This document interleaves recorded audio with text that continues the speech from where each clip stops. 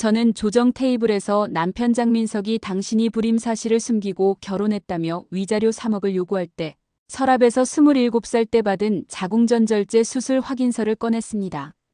민석의 얼굴이 하얗게 질렸어요. 제가 혼인 전 이미 공개했다는 카톡과 메일 캡처까지 함께 말이죠. 손해사정사로 살면서 모든 기록을 남기는 습관이 저를 구했습니다. 구독과 좋아요는 이런 진실을 더 많은 분께 전하는 힘이 됩니다. 새벽 5시 반. 저는 침대에서 일어나 당일 계획을 노트에 적기 시작했습니다. 손해사정사로 일한 지 8년째, 매일 아침 동선과 지출 예정액, 통화 계획을 기록하는 게 습관이 되어 있어요. 펜촉이 종이를 긁는 소리가 고요한 새벽을 깼습니다.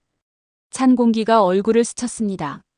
11월 서울의 새벽은 이렇게 차가웠어요. 커피 머신에서 나오는 김이 창문에 서렸고 원두 갈리는 기계음이 규칙적으로 들렸습니다. 원두 향이 서재 전체에 퍼져나갔어요.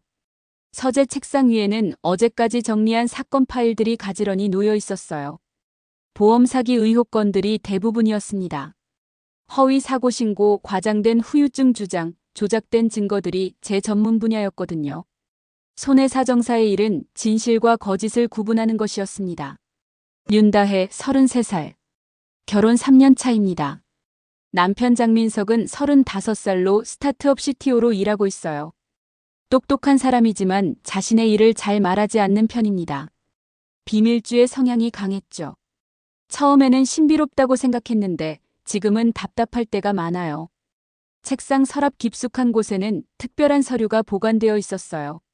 27살 때 받은 자궁전절제 수술 확인서였습니다. 급성 근종 합병증으로 응급수술을 받았던 기록이에요. 대학병원 산부인과 주치의의 소견서에는 자연 임신이 절대 불가능하다는 내용이 명시되어 있었습니다. 민석과 결혼하기 전 이 사실을 솔직히 말했어요. 아이를 가질 수 없다는 걸 숨기고 싶지 않았거든요. 당시 민석은 이해한다고 했습니다. 입양이나 다른 방법을 찾으면 된다고 했어요. 사랑이 있으면 뭐든지 가능하다며 제 손을 잡았었죠. 그런데 최근 들어 민석의 태도가 달라졌습니다. 아이 이야기가 나올 때마다 표정이 어두워졌어요. 시어머니의 압박도 점점 심해졌고요. 며느리 때문에 집안대가 끊길까봐 걱정이라는 말을 자주 했습니다. 오전 8시 민석이 일어났습니다.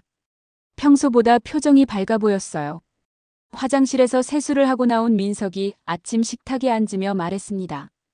다혜야, 오늘 일찍 들어올게. 민석이 말했습니다. 무슨 일이 있느냐고 물었더니 그냥 웃기만 했어요. 평소와 다른 분위기였습니다. 뭔가 좋은 일이 있는 것 같았어요. 출근길 지하철에서 스마트폰으로 오늘 일정을 다시 점검했어요. 오전에는 교통사고 현장 조사, 오후에는 화재 손해사정 보고서 작성이 예정되어 있었습니다. 저녁에는 민석과 함께 장보기로 했어요. 요즘 대화가 줄어서 함께하는 시간을 만들려고 계획한 일정이었습니다. 지하철 2호선은 아침 러시아워로 붐볐어요. 사람들의 체온과 향수 냄새, 커피 향이 섞여서 복잡한 냄새를 만들어냈습니다. 이어폰을 끼고 뉴스를 들으면서 오늘 조사할 사건 자료를 머릿속으로 정리했어요. 회사 사무실은 커피와 복사기 토너 냄새가 섞여 있었어요. 동료들의 키보드 두드리는 소리와 전화 받는 소리가 규칙적으로 들렸습니다. 창밖으로는 서울 시내 빌딩들이 보였고 아침 햇살이 유리창을 통해 들어왔어요. 오전 현장 조사를 마치고 돌아온 건 오후 3시였어요. 교통사고 차량의 파손 정도를 촬영하고 측정하느라 시간이 오래 걸렸습니다. 보험 사기 의혹이 있는 사건이었거든요. 운전자의 진술과 실제 충돌 흔적이 일치하지 않았어요. 제 업무폰에는 민석에게서 온 문자가 있었습니다. 집에 일찍 들어와 있다는 내용이었어요. 그리고 중요한 얘기가 있다고 했습니다. 평소 민석이 이런 문자를 보내는 일은 거의 없었어요.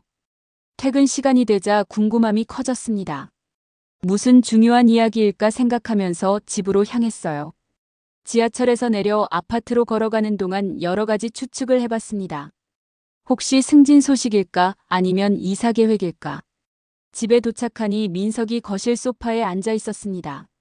손에는 흰 봉투를 들고 있었어요. 표정이 들떠 있었습니다. 평소 차분한 민석이 이렇게 흥분한 모습을 보는 건 오랜만이었어요. 우리 부모가 된대. 민석이 반짝이는 눈으로 말했습니다. 민석이 봉투에서 꺼낸 건 초음파 사진과 병원 예약 확인 문자였어요. 수진자 이름에는 윤다혜라고 적혀 있었습니다. 임신 8주차라는 내용도 있었어요. 산부인과 로고가 선명하게 찍혀 있는 공식 서류였습니다. 그건 불가능해. 제가 말했습니다. 민석은 당황한 듯 고개를 저었어요. 뭔가 설명하려는 표정이었습니다. 하지만 저는 이미 알고 있었어요. 제 몸의 상태를 누구보다 정확히 알고 있었거든요. 27살 때 받은 수술로 인해 자연 임신은 의학적으로 불가능했습니다. 자궁이 완전히 제거된 상태에서 임신이 될 리 없었어요. 그런데 왜 제 이름으로 된 임신 확인서가 있을까요? 민석의 설명을 들어봐야겠다고 생각했어요. 하지만 뭔가 이상한 일이 벌어지고 있다는 직감이 들었습니다. 민석의 설명은 황당했습니다. 내가 힘들어하니까 대리모 프로그램을 진행 중이었는데 병원에서 실수로 내 이름을 넣은 것 같다고 했어요. 대리모 업체에서 서류를 잘못 작성했을 거라며 자신도 놀랐다고 했습니다. 하지만 서류를 자세히 살펴보니 이상한 점이 많았습니다. 서명란에는 제 필체와 비슷하게 위조된 사인이 있었고 산부인과 접수는 제 주민번호로 진행되어 있었어요. 생년월일과 주소까지 정확히 일치했습니다. 손해사정사로 일하면서 수많은 위조 서류를 봐왔습니다. 필적의 미묘한 차이, 잉크의 농도, 서명할 때의 압력과 각도까지 구분할 수 있었어요. 이 서류들은 명백히 조작된 것이었습니다. 특히 제 서명 부분은 너무 완벽해서 오히려 의심스러웠어요. 병원에서 그런 실수를 할 리 없어. 제가 말했습니다. 민석은 계속 변명했어요. 대리모 업체가 여러 건을 동시에 진행하다 보니 착오가 생겼을 거라고 했습니다. 자신도 어제 연락받고 깜짝 놀랐다고 했어요. 하지만 민석의 목소리에서 불안감이 느껴졌습니다. 그날 밤 저는 평소 습관대로 하루 종일 받은 문자와 통화 기록을 정리했습니다. 영수증도 날짜별로 분류해서 파일에 끼워 넣었어요. 손해사정사의 직업병이자 생존법이었습니다. 증거가 없으면 진실을 증명할 수 없거든요. 정리하던 중 서재 책장에서 명함 하나가 눈에 띄었어요. 한유진 변호사 명함이었습니다. 대학교 동기이자 절친한 친구였어요. 이혼 전문 변호사로 유명했죠. 최근에는 가정법률 분야에서 승률이 높기로 소문났습니다. 유진과는 한 달에 한 번씩 만나서 수다를 떨곤 했어요. 최근에는 민석과의 관계에 대해서도 상담을 받았었습니다. 아이 문제로 고민이 많다고 털어놨었거든요. 유진은 항상 제 편이 되어주는 든든한 친구였어요. 다음 날 아침 민석은 일찍 나갔습니다. 회사 중요한 미팅이 있다며 평소보다 이 시간 빨리 집을 나섰어요. 세수를 대충 하고 커피도 마시지 않은 채 서둘러 나가는 모습이 평소와 달랐습니다. 저는 출근 전에 어제 받은 병원 서류를 다시 살펴봤습니다. 돋보기를 이용해서 세밀하게 관찰했어요. 종이의 질감을 손으로 만져보니 일반 A사 용지가 아니었습니다. 병원에서 사용하는 전용 양식지였어요. 더 이상한 건 서류에 찍힌 도장이었어요. 병원 직인과 의사 사인이 너무 선명했습니다. 보통 복사나 팩스를 거치면 흐릿해지는데 이건 원본 수준으로 깨끗했어요. 컬러 프린터로 출력한 것 같았습니다. 초음파 사진도 의심스러웠어요. 태아의 크기와 모양이 인터넷에서 다운받을 수 있는 샘플 이미지와 비슷했습니다. 실제 초음파는 더 흐릿하고 판독하기 어려운 경우가 많은데 이건 너무 선명했어요. 회사에서 점심 먹으며 동료와 이야기를 나눴습니다. 보험업계에서 일한 지 15년 된 선배였어요. 각종 사기 수법에 대해 해박한 지식을 가진 분이었습니다. 요즘 대리모 사기가 많더라. 선배가 말했습니다. 대리모 계약을 빌미로 한 보험 사기나 재산 편취가 늘고 있다는 내용이었어요. 특히 남편이 몰래 진행하다가 들키는 경우가 많다고 했습니다. 이혼 과정에서 재산을 빼돌리거나 위자료를 피하려는 수법이라고 했어요. 선배의 말을 들으며 민석의 행동이 더욱 의심스러워졌어요. 왜 저에게 미리 상의하지 않았을까요? 대리모라는 것도 이상하고 병원 서류도 수상했습니다. 뭔가 큰 그림이 있는 것 같았어요. 오후에는 화재 사고 현장을 조사했어요. 화재 원인을 파악하고 손해액을 산정하는 일이었습니다. 현장에서 증거를 수집하고 관계자들을 인터뷰했어요. 진술의 일관성을 확인하고 물적 증거와 대조하는 작업이었습니다. 현장 조사를 하면서 계속 어제 일이 머리에 맴돌았어요. 민석의 갑작스러운 발표, 위조로 의심되는 서류, 설명되지 않는 부분들. 모든 게 수상했습니다. 퇴근 후 집에 돌아와 보니 민석이 안 보였어요. 늦게 들어온다는 문자만 받았습니다. 평소 같으면 전화라도 했을 텐데 문자만 보내는 것도 이상했어요. 저는 혼자 저녁을 먹으며 상황을 정리해봤어요. 첫째, 제 이름으로 된 임신 확인서가 존재한다. 둘째, 서명과 개인정보가 위조되었을 가능성이 높다. 셋째, 민석이 대리모 프로그램을 진행했다고 주장한다. 넷째, 모든 게 제 동의 없이 이루어졌다. 보험 사기나 법률 분야에서 이런 패턴을 많이 봤어요. 피해자를 가해자로 만들고 실제 가해자는 피해자 행세를 하는 수법이었습니다. 교묘하고 치밀한 계획이 숨어 있을 가능성이 높았어요. 밤 11시가 되어서야 민석이 들어왔어요. 술 냄새가 났습니다. 어디서 술을 마셨느냐고 물었더니 회사 사람들과 회식했다고 했어요. 하지만 평소 회식 때와는 다른 향수 냄새가 났습니다. 내일 병원에 같이 가자. 민석이 말했습니다. 무슨 병원이냐고 물었더니 산부인과라고 했어요. 상황을 정리하자는 내용이었습니다. 직접 확인해서 오해를 풀자고 했어요. 저는 동의했어요. 직접 확인해보고 싶었거든요. 하지만 마음 한편으로는 불안감이 커져갔습니다. 뭔가 더 큰 일이 벌어지고 있다는 예감이 들었어요. 다음 날 오후 민석과 함께 산부인과에 갔습니다. 강남에 있는 대형 종합병원이었어요. 로비는 대리석 바닥이 반짝거렸고 소독약 냄새가 은은하게 퍼져 있었습니다. 대기실에는 임산부들이 많이 앉아 있었고 아기 울음소리가 간간히 들렸어요. 접수 데스크에서 진료 기록을 요청했는데 예상치 못한 답변이 돌아왔어요. 이미 위임장이 접수되어 있어서 본인 외에는 열람이 제한된다는 내용이었습니다. 직원의 설명에 따르면 법적 대리인만 접근 가능하다고 했어요. 언제 위임장을 냈죠? 제가 물었습니다. 직원이 컴퓨터를 확인해 보더니 일주일 전이라고 답했어요. 위임받은 사람은 한유진 변호사였습니다.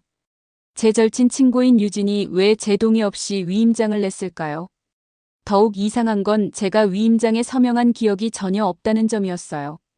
직원에게 위임장 사본을 요청했습니다. 서명란을 보니 제 필체와 비슷하지만 미묘하게 다른 점이 있었어요. 손해사정사로 일하면서 필적 감정을 많이 해봤기 때문에 바로 알 수 있었습니다. 펜의 압력, 글자의 기울기, 회계 연결 방식이 제 평소 습관과 달랐어요. 민석은 옆에서 당황한 표정을 짓고 있었어요. 뭔가 예상과 다르게 흘러가는 것 같았습니다. 병원 직원에게 뭔가 말하려다가 입을 다물었어요. 집으로 돌아와서 유진에게 전화를 걸었어요. 왜 제 동의 없이 위임장을 냈느냐고 물었습니다. 유진의 목소리는 평소와 같이 차분했어요. 내가 부탁했잖아. 유진이 말했습니다. 언제 부탁했는지 기억이 나지 않는다고 했더니 지난주 만났을 때 법적인 보호가 필요할 것 같다고 해서 미리 준비해둔 거라고 했어요. 하지만 저는 그런 부탁을 한 기억이 없었습니다. 오히려 유진에게는 민석과의 관계가 좋다고 말했었어요. 며칠 후 민석의 행동이 더욱 이상해졌습니다. 남성 상담소에 다니기 시작했다고 했어요. 아내의 정서적 학대와 섹스리스 때문에 상담을 받는다는 내용이었습니다. 완전히 뒤바뀐 이야기였어요. 내가 언제 당신을 학대했어? 제가 물었습니다. 민석은 직접적인 폭력은 아니지만 정서적 압박이 심하다고 말했어요. 아이를 못 가진다는 사실로 죄책감을 준다는 황당한 주장이었습니다. 성생활 거부도 문제라고 했어요. 모든 게 거짓이었지만 공식적으로 기록되고 있었습니다. 시어머니도 이 무렵부터 자주 연락하기 시작했어요. 62살의 시어머니는 며느리 때문에 집안대가 끊길까봐 걱정이라고 했습니다. 평소보다 훨씬 공격적인 어조였어요. 내가 대까지 끊기게 생겼구나. 시어머니가 한숨을 쉬며 말했습니다. 시어머니의 전화가 올 때마다 스트레스가 쌓였어요. 아이 문제를 계속 거론하면서 저를 압박했습니다. 며느리 역할을 제대로 하지 못한다는 식으로 말했어요. 저는 시어머니에게 제 수술 사실을 말하려다가 멈췄어요. 아직 상황이 정리되지 않은 상태에서 섣불리 말하기보다는 증거가 더 쌓일 때까지 기다리기로 했습니다. 뭔가 큰 계획이 진행되고 있다는 확신이 들었거든요. 그날 밤 민석이 샤워하는 사이에 민석의 서재를 살펴봤어요. 평소에는 하지 않던 일이었지만 뭔가 단서가 있을 것 같았습니다. 서재 책장에는 IT 관련 서적들이 가득했고 책상 위에는 노트북과 각종 서류들이 있었어요. 책상 서랍 깊숙한 곳에서 출력물들을 발견했어요. 난임 카페에서 캡처한 글들과 친자부인 회피법에 관한 커뮤니티 게시물이었습니다. 인터넷 커뮤니티에서 다운받은 것들로 보였어요. 특히 눈에 띈 건 상간소송 대응 방법에 관한 자료였어요. 어떻게 하면 불륜 사실을 숨기고 오히려 상대방을 가해자로 만들 수 있는지에 대한 내용이었습니다. 피해자와 가해자를 바꾸는 프레임 전략이 상세히 적혀 있었어요. 또 다른 출력물에는 남성 상담소 이용법이 적혀 있었어요. 아내의 정서적 학대를 주장할 때 효과적인 표현 방법, 증거 수집 요령, 법적 활용 방안 등이 구체적으로 나와 있었습니다. 민석이 뭔가 큰 계획을 세우고 있다는 걸 직감할 수 있었어요. 그리고 그 계획에서 저는 피해자가 아니라 가해자로 설정되어 있는 것 같았습니다. 치밀하게 준비된 함정이었어요. 화가 났지만 감정을 드러내지 않았어요. 손해사정사로 일하면서 배운 건데 감정적으로 대응하면 상대방에게 빌미를 주게 됩니다. 차분히 증거를 모으는 게 중요했어요. 상대방이 준비한 만큼 저도 철저히 대비해야 했습니다. 다음 날부터 저는 본격적으로 조사에 나섰어요.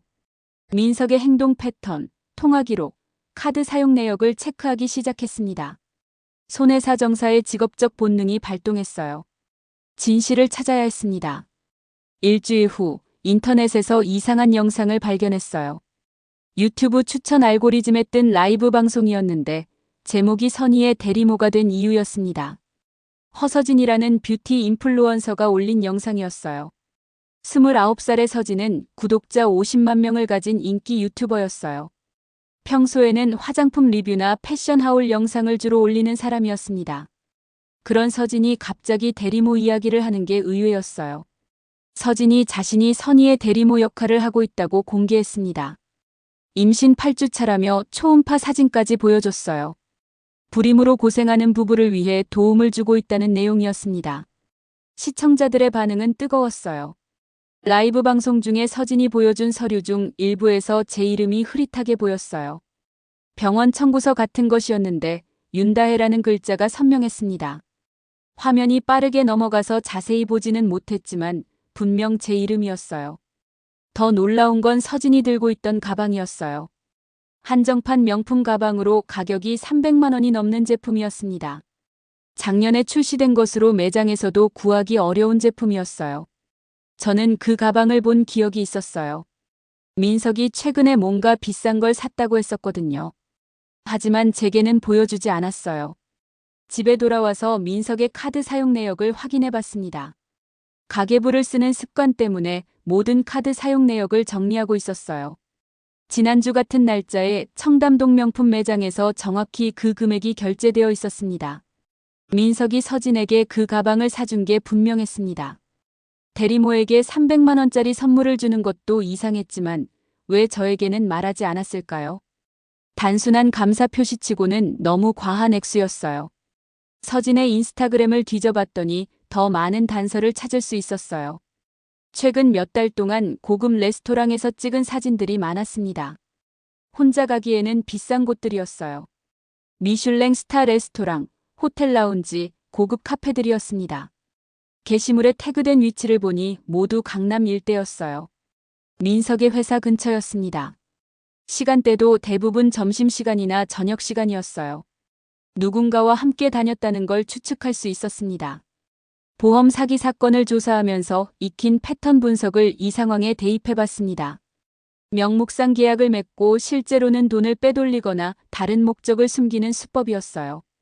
대리모라는 명분으로 불륜 관계를 정당화하려는 시도 같았습니다. 민석과 서진 그리고 유진까지 연결된 뭔가가 있을 거라고 생각했어요. 서진이 단순한 대리모가 아니라 이 계획의 핵심 인물일 가능성이 높았습니다. 세 사람이 모두 제가 모르는 사이에 뭔가를 진행하고 있는 것 같았어요. 며칠 후 서진의 라이브를 다시 시청했어요. 이번에는 임신 관련 용품들을 소개하는 내용이었습니다. 영양제부터 태교 음악까지 다양한 제품들을 광고했어요. 협찬받은 제품들이 많았습니다. 시청자들의 댓글을 보니 서진을 대단한 사람으로 칭찬하는 내용이 많았습니다. 선의로 대리모 역할을 한다며 감동했다는 반응들이었어요. 천사 같다는 댓글도 많이 보였습니다. 하지만 저는 다르게 생각했어요. 서진이 임신한 게 맞다면 정말 제가 의뢰한 대리모일까요? 아니면 민석과의 불륜 관계에서 생긴 아이일까요? 모든 상황이 너무 의심스러웠어요. 손해사정사로 일하면서 수많은 보험 사기를 봐왔습니다. 가장 교묘한 사기는 피해자가 가해자로 몰리는 경우였어요. 이번 상황도 그런 구조 같았습니다. 저를 불임으로 괴로워하는 가해자로 만들고 민석과 서진은 피해자가 되는 시나리오였어요. 제가 불임이라는 사실을 이용해서 저를 가해자로 만들고 민석과 서진은 선량한 피해자가 되는 구조. 유진은 법적 조력자 역할을 하면서 뒤에서 모든 걸 조종하는 것 같았어요. 하지만 아직 확실한 증거가 없었습니다. 추측만으로는 안 되고 명확한 물증이 필요했어요. 상대방이 치밀하게 준비한 만큼 저도 철저히 대응해야 했습니다. 다음 날 회사에서 점심시간에 서진의 과거 영상들을 찾아봤어요. 몇 개월 전까지만 해도 연애 관련 고민이나 솔로 라이프를 다루는 콘텐츠가 많았습니다. 그런데 언제부터 임신과 대리모 이야기가 나오기 시작했을까요? 영상 업로드 날짜를 추적해보니 3개월 전부터 변화가 시작되었어요. 갑자기 가족의 소중함, 아이의 중요성을 강조하는 콘텐츠가 늘어났습니다. 그리고 한 달 전부터 대리모 이야기가 본격적으로 등장했어요. 시기상 민석이 이상한 행동을 보이기 시작한 때와 일치했습니다. 우연의 일치치고는 너무 정확했어요. 다음 주 월요일, 저는 병원에 직접 찾아갔습니다. 산부인과 원무과에 가서 CCTV 열람을 요청했어요. 제 개인정보가 도용된 사건이니 열람할 권리가 있다고 주장했습니다. 손해사정사 신분증도 보여주며 공식적인 조사라고 설명했어요. 병원 측에서는 처음에 거부했습니다. 개인정보보호법을 들어 어렵다고 했어요. 하지만 법적 근거를 들어 끈질기게 설득한 결과 보안팀장과 면담할 수 있었습니다. 일부 구간만 볼 수 있다는 조건으로 허가를 받았어요. 보안실에서 영상을 확인했습니다.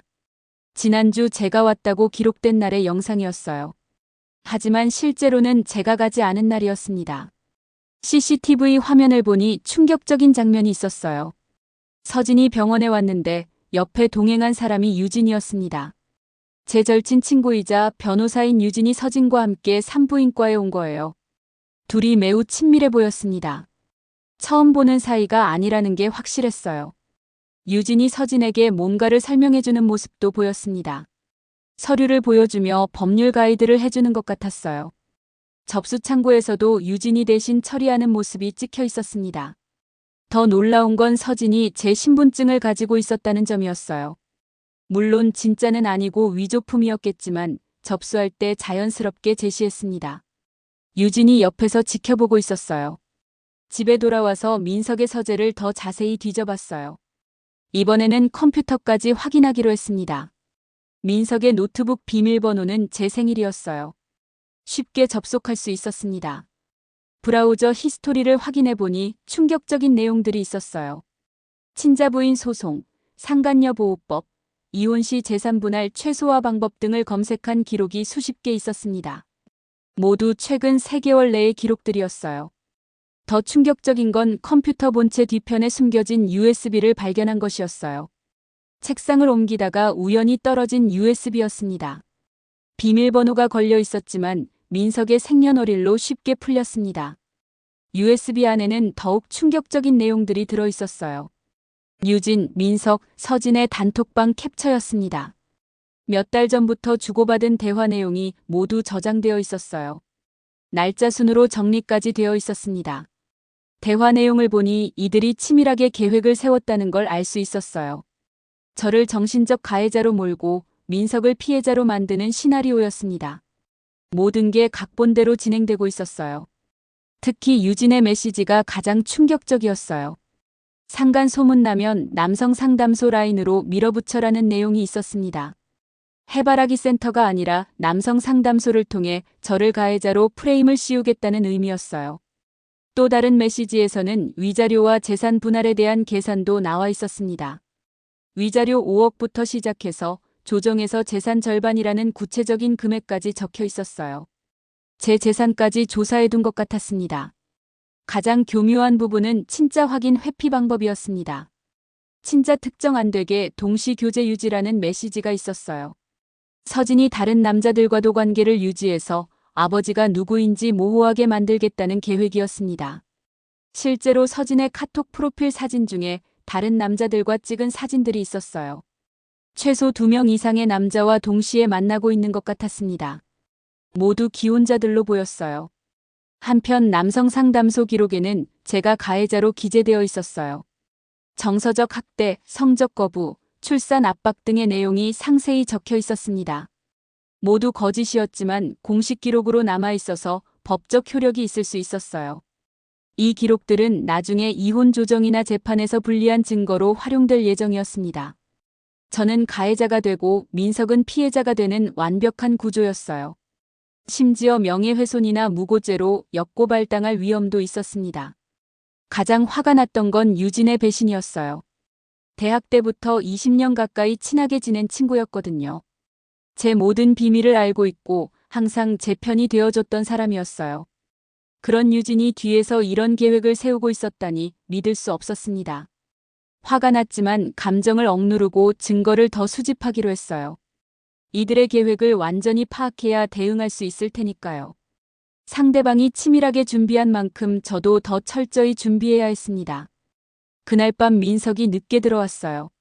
서진과 만나고 온 것 같았습니다. 향수 냄새가 평소와 달랐어요. 여자 향수 냄새였습니다. 민석은 모르는 척했지만 저는 이미 모든 걸 알고 있었어요. 저는 모른 척했어요. 아직 모든 증거를 확보하지 못한 상태에서 감정적으로 대응하면 안 됐거든요. 손해사정사로 일하면서 배운 건 인내심과 치밀함이었습니다. 상대방보다 더 철저하게 준비해야 이길 수 있었어요. 일주일 후 저는 본격적인 작전을 시작했어요. 손해사정사로 일하면서 쌓인 인맥을 총동원했습니다. 전직 팀장님, 탐문조사를 도와주는 택배기사, 아파트 입주자 대표, 사설탐정까지 모든 네트워크를 활용했어요. 먼저 서진의 동선을 정확히 파악했습니다. 택배기사의 도움으로 서진이 자주 가는 카페와 레스토랑 목록을 만들었어요.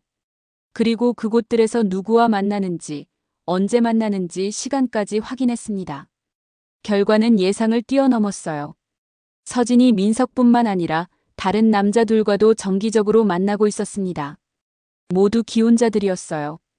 화요일은 김대리, 목요일은 박 과장, 토요일은 민석과 만나는 패턴이었습니다. 숙박업소 투숙 기록도 조사했어요.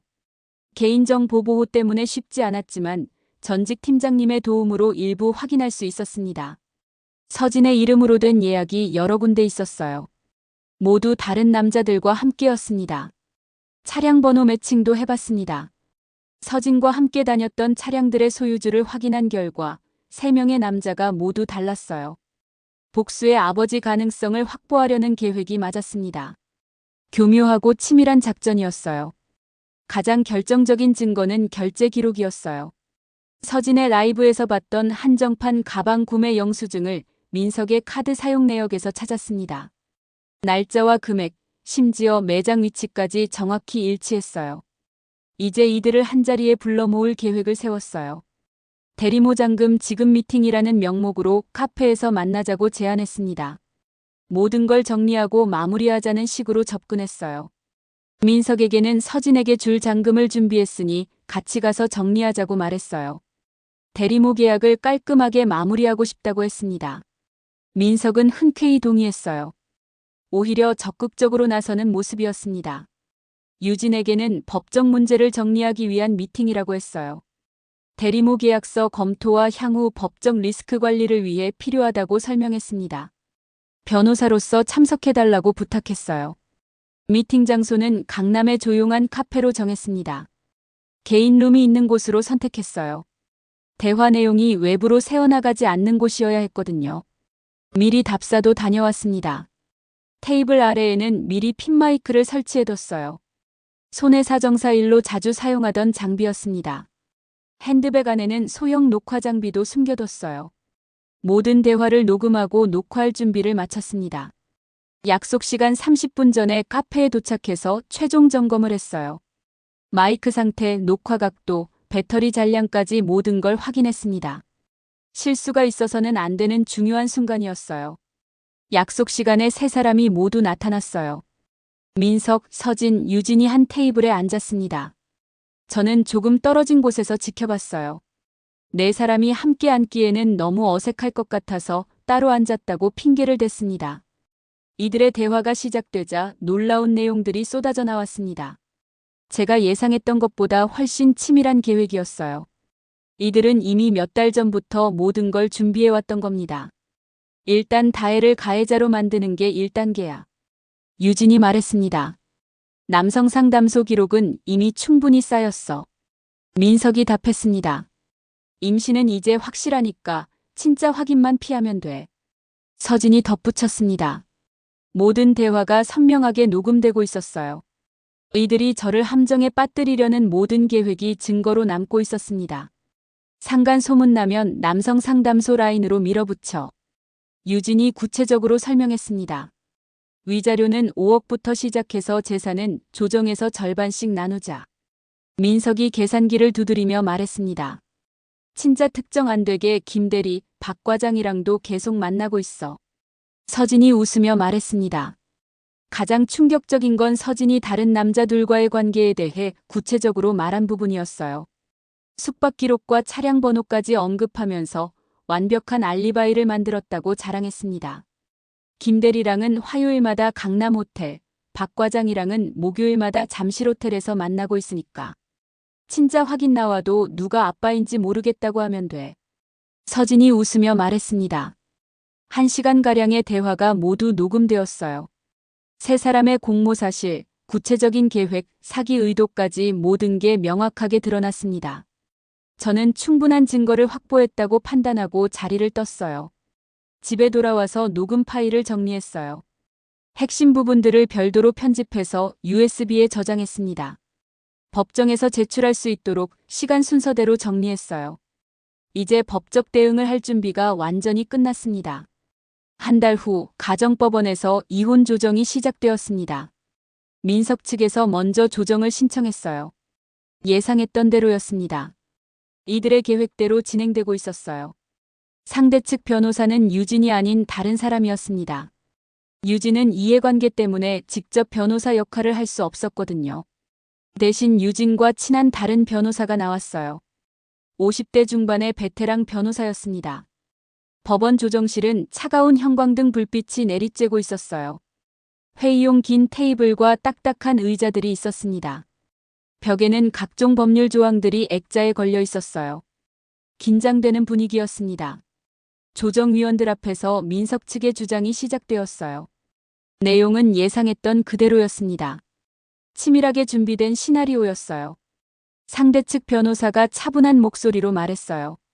다혜가 불임 사실을 숨기고 결혼했으며 이는 중대한 사기에 해당한다고 했습니다. 혼인 취소 사유가 될 수 있다는 주장이었어요.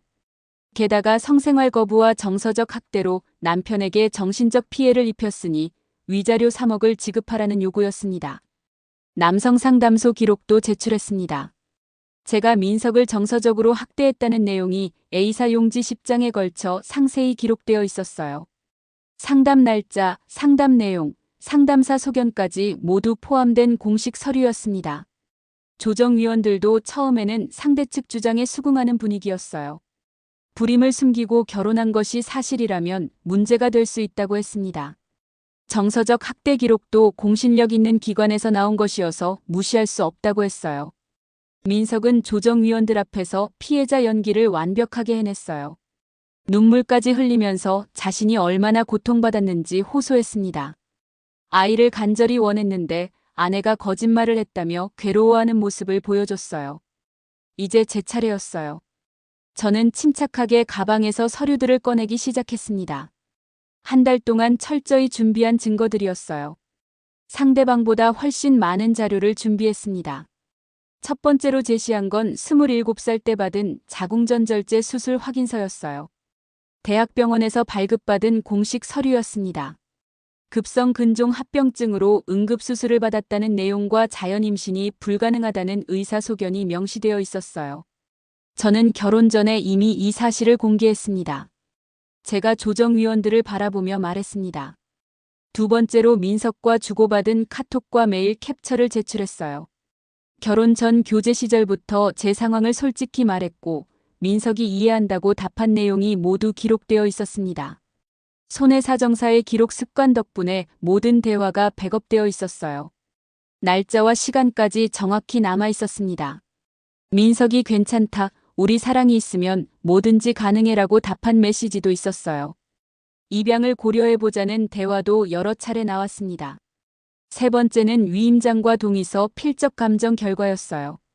전문기관에서 감정받은 결과 제 필체와 분명히 다르다는 결론이 나왔습니다. 명백한 사문서 위조라는 감정서였어요. 필적 감정사의 상세한 분석 의견도 첨부되어 있었습니다. 네 번째로 카페에서 녹음한 대화 파일을 재생했습니다. 민석, 서진, 유진의 공모 내용이 고스란히 담겨 있었어요. 음질도 선명했고 목소리도 명확히 구분되었습니다. 조정실 분위기가 순식간에 바뀌었어요. 조정위원들의 표정이 굳어졌습니다. 특히 위자료와 재산 분할에 대해 구체적으로 계산하는 대화 부분에서는 충격을 받은 것 같았습니다. 민석은 얼굴이 하얗게 변했고 상대 측 변호사도 당황해했어요. 다섯 번째는 남성 상담소 허위 신고에 대한 반박 자료였어요. 제가 민석을 학대한 적이 없다는 것을 증명하는 증거들이었습니다. 부부 상담 기록, 주변 지인들의 증언서, 아파트 CCTV 영상까지 모든 걸 준비해뒀어요. 특히 아파트 관리사무소에서 제공받은 엘리베이터 CCTV 영상이 결정적이었어요. 민석이 상담소에 신고한 날짜들에 저희 부부가 평화롭게 대화하며 집에 들어가는 모습이 고스란히 담겨 있었습니다. 여섯 번째로 서진의 복수 상간 증거를 제출했어요. 3명의 남자와 동시에 만난 숙박 기록, 차량 이용 내역, 카드 결제 기록이 모두 있었습니다. 친자 특정이 불가능하다는 것을 증명하는 자료였어요. 김 대리와 박 과장의 개인정보는 가렸지만 이들과 서진의 만남이 정기적으로 이루어졌다는 물적 증거는 충분했어요. 호텔 투숙 기록, 레스토랑 예약 기록, 심지어 발레 파킹 이용 내역까지 세세하게 준비했습니다. 마지막으로 한정판 가방 영수증과 서진의 라이브 화면을 대조해서 보여줬어요. 민석이 서진에게 300만 원짜리 가방을 사준 것이 경제적 공모의 명확한 증거였습니다. 결제 일자와 서진이 가방을 처음 공개한 날짜가 정확히 일치했어요. 모든 증거를 제시하자 조정실 분위기가 완전히 역전되었어요. 민석은 말문이 막혀서 한마디도 하지 못했습니다. 상대 측 변호사도 준비해온 시나리오가 완전히 무너져서 어쩔 줄 몰라 했어요. 조정위원장이 엄중한 목소리로 말했습니다. 저희는 단순한 이혼 사건이 아니라 사기와 무고, 명예훼손이 결합된 복합범죄 사건이라고 했어요. 형사 고발도 적극 검토해야 할 상황이라고 덧붙였습니다. 이런 치밀한 공모를 통한 사기 사건은 처음 봅니다. 조정위원이 말했습니다. 민석 측에서는 더 이상 항변할 여지가 없었어요. 오히려 형사처벌을 피하기 위해 합의를 요청하는 상황이 되었습니다. 완전히 상황이 뒤바뀐 거였어요. 결과적으로 이혼은 성립되었지만 조건은 제가 원하는 대로였어요. 위자료는 제가 받는 것으로 결정되었습니다. 민석이 저에게 2억 원을 지급하기로 했어요. 재산 분할도 제게 유리하게 7대3으로 결정되었습니다. 상대 측의 형사 고발도 착수하기로 했어요. 사문서 위조, 무고, 사기 등의 혐의로 민석, 서진, 유진 모두를 고발할 예정이었습니다. 한유진은 변호사윤리위원회에 회부되었습니다. 의뢰인을 배신하고 반대편과 공모한 것은 명백한 윤리 위반이었어요. 변호사 자격 정지나 취소도 가능한 상황이었습니다. 조정이 끝나고 나오면서 민석이 저에게 다가왔어요. 미안하다며 사과하려고 했지만 받아들이지 않았습니다. 이미 돌이킬 수 없는 선을 넘었거든요. 왜 이런 짓을 했어? 제가 마지막으로 물었습니다. 민석은 대답하지 못했어요. 그냥 고개만 떨구고 있었습니다. 한때 사랑했던 사람이 이렇게 변해버린 게 안타까웠지만 더 이상 돌이킬 수 없는 상황이었어요. 조정이 끝난 지 6개월이 지났습니다. 그동안 많은 변화가 있었어요. 진실이 밝혀진 후 모든 사람들의 삶이 바뀌었습니다. 민석은 회사에서 신뢰를 완전히 잃었어요. 사기 혐의로 수사를 받게 되면서 CTO직에서 물러났습니다. 함께 일하던 동료들도 등을 돌렸어요. 투자받기로 했던 프로젝트도 무산되었고 결국 회사를 그만두게 되었습니다. 현재는 작은 IT 업체에서 일반 개발자로 일하고 있다고 들었어요. 연봉도 절반 이하로 줄어들었습니다. 주변에서는 한때 잘 나가던 CTO가 이렇게 추락한 것에 대해 많은 이야기를 하고 있어요. 한유진은 변호사윤리위원회에서 자격정지 1년 처분을 받았어요. 업무 금지와 함께 윤리교육을 의무적으로 이수해야 했습니다. 그동안 쌓아온 변호사로서의 평판이 한순간에 무너졌어요. 유진이 맡고 있던 이혼 사건들도 모두 다른 변호사에게 넘어갔어요. 의뢰인들의 신뢰를 잃었거든요. 20년 가까이 쌓아온 경력이 순식간에 물거품이 되었습니다. 허서진은 가장 극적인 변화를 겪었어요. 선의의 대리모라는 콘셉트가 완전히 거짓으로 드러나자 인터넷에서 큰 논란이 되었습니다. 구독자들의 분노는 상상 이상이었어요. 임신 사실도 거짓이었다는 게 밝혀졌어요. 단순히 임신복을 입고 연기한 것뿐이었습니다. 초음파 사진도 인터넷에서 다운받은 가짜였어요. 구독자들은 자신들이 속았다는 사실에 더욱 분노했습니다. 결국 서진은 모든 SNS 계정을 삭제하고 인터넷에서 완전히 사라졌어요. 인플루언서로서의 경력도 끝났습니다. 현재는 어디서 무엇을 하고 있는지 아무도 모르는 상황이에요. 시어머니는 진실을 알고 난 후 제게 찾아와 진심으로 사과했습니다. 병원까지 찾아와서 고개를 깊이 숙이며 미안하다고 말했어요. 며느리를 제대로 알아보지 못했다며 자책했습니다. 내가 며느리를 몰라봤구나. 정말 미안하다. 시어머니가 눈물을 흘리며 말했습니다. 시어머니는 평생 아들만 믿고 살아왔는데 그 아들이 이런 일을 저질렀다는 사실에 큰 충격을 받았어요. 며칠 동안 밥도 제대로 드시지 못했다고 했습니다. 몇 달 후 시어머니가 지병으로 입원하게 되었을 때 저는 수술비 일부를 선결제해드렸어요. 이혼했지만 가족의 인연이 완전히 끊어진 건 아니라고 생각했거든요. 시어머니는 제 손을 잡고 계속 고마워했습니다. 저는 손해사정사를 그만두고 새로운 일을 시작했어요. 가정법률과 디지털 증거 보전 컨설턴트로 전업했습니다. 제가 겪은 경험을 바탕으로 비슷한 피해자들을 돕는 일이었어요. 특히 가족관계를 이용한 사기나 프레임 피해자들을 전문적으로 지원했습니다. 저처럼 치밀한 계획에 의해 가해자로 몰린 사람들이 생각보다 많았어요. 남성 상담소와도 MOU를 맺고 허위 프레임 피해자 지원 프로그램을 시작했습니다. 상담소 시스템을 악용한 사건들을 걸러내고 진짜 피해자들을 보호하는 역할이었어요. 첫 의뢰인은 시어머니에게 학대당하면서도 오히려 가해자로 몰린 며느리였어요. 저와 매우 비슷한 상황이었습니다. 증거 수집부터 법적 대응까지 체계적으로 지원해드린 결과 그분도 무사히 문제를 해결할 수 있었어요. 일을 하면서 깨달은 건 이런 사건이 정말 많다는 점이었어요. 가족관계를 이용한 사기, 감정을 무기로 한 조작, 법적 시스템의 허점을 노린 범죄들이 계속 발생하고 있었습니다. 특히 불륜을 숨기기 위해 상대방을 가해자로 만드는 사건들이 늘어나고 있었어요. SNS와 인터넷의 발달로 더욱 교묘한 수법들이 등장하고 있었습니다. 새 집으로 이사한 후 홈오피스를 꾸몄어요. 작지만 깔끔한 공간이었습니다. 창문 너머로는 한강이 보였고 아침마다 햇살이 들어왔어요. 책상 위에는 예전보다 얇아진 바인더 하나가 놓여 있었습니다. 더 이상 모든 걸 기록할 필요가 없어졌거든요. 이제는 정말 중요한 것들만 기록하고 있었어요. 바인더 표지에는 새로운 문구를 적어뒀어요. 오늘도 기록한다. 기록은 내 편이다. 이 문구를 볼 때마다 지난 일들이 생각났어요. 기록이 저를 구해줬던 순간들 말이에요. 매일 아침 일어나면 여전히 그날의 계획을 적습니다. 하지만 예전처럼 불안해서 기록하는 게 아니에요. 더 나은 삶을 위해서, 누군가를 도와주기 위해서 기록합니다. 가끔 민석 생각이 날 때가 있어요. 미워하지는 않습니다. 다만 안타까울 뿐이에요.